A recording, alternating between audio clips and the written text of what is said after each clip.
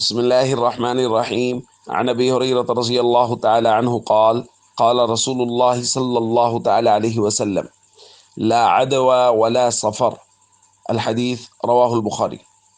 نبی کریم صلی اللہ علیہ وسلم نے ارشاد فرمایا، کوئی بیماری اللہ کے حکم کے بغیر ایک شخص سے دوسرے کو نہیں لگتی، اور فرمایا سفر کے مہینے کی نحوست کوئی چیز نہیں ہے۔ دوستو، ہمارے یہاں بہت سارے توہمات پائے جاتے ہیں۔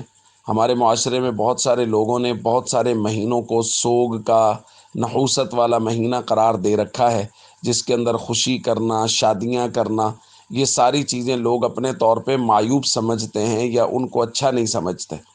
ہمارے آقا حضرت محمد کریم صلی اللہ علیہ وسلم نے ان تمام تر چیزوں کا رد فرمایا ہے اور ہر موقع پر ہماری رہنمائی فرمائی ہے۔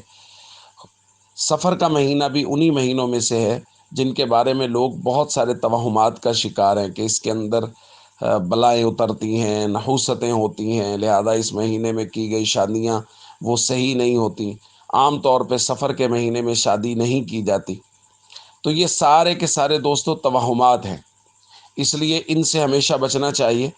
کسی بھی مہینے میں، کسی بھی دن میں کوئی نحوست نہیں ہے۔ نبی کریم صلی اللہ علیہ وسلم کی واضح نصوص موجود ہیں کہ حضور علیہ الصلوۃ والسلام نے فرمایا کسی چیز میں کوئی نحوست نہیں ہوتی، اور سفر کا تو حضور علیہ الصلوۃ والسلام نے خاص طور پہ ذکر کیا، کیونکہ یہ زمانہ جاہلیت کی ایک بات تھی جو لوگوں کے ذہن میں تھی کہ جی سفر میں بڑی نحوست ہوتی ہے سفر کے مہینے میں۔ تو اللہ کے نبی صلی اللہ علیہ وسلم نے اس کو بہت واضح فرما دیا۔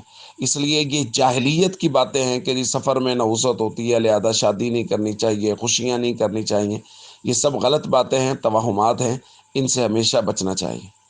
السلام علیکم ورحمۃ اللہ وبرکاتہ۔